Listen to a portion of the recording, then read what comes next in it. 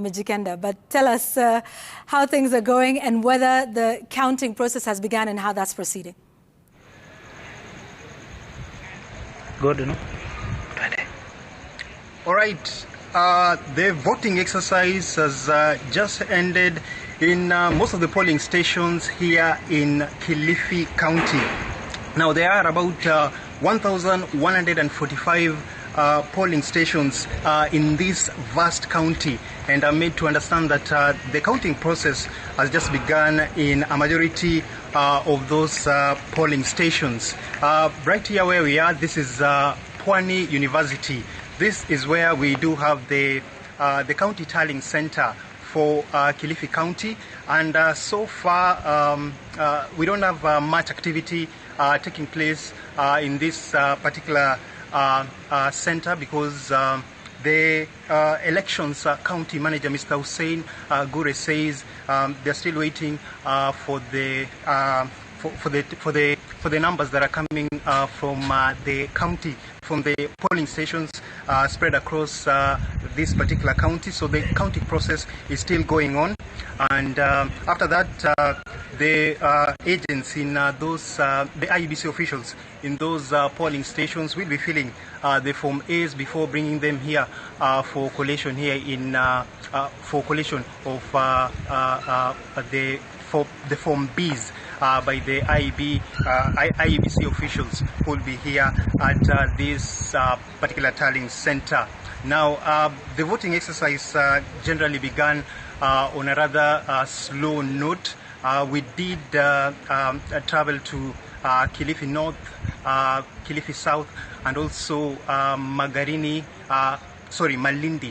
constituencies, and we did witness how the voting exercise there was taking place. Of course, there were a bit of challenges, with the key challenge being the failure of the use of the KIMS kit in this particular exercise, and therefore the manual register had to come in handy for most of these polling stations.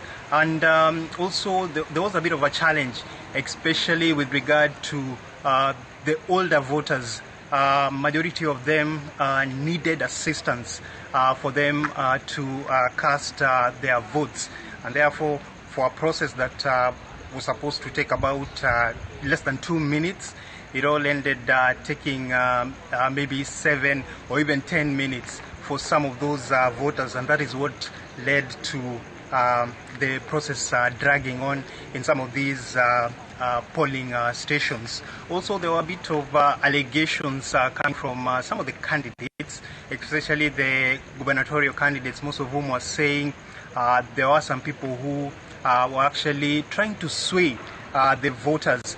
Some were actually allegedly, these are just allegations, they are saying that they were being given money before they cast their votes.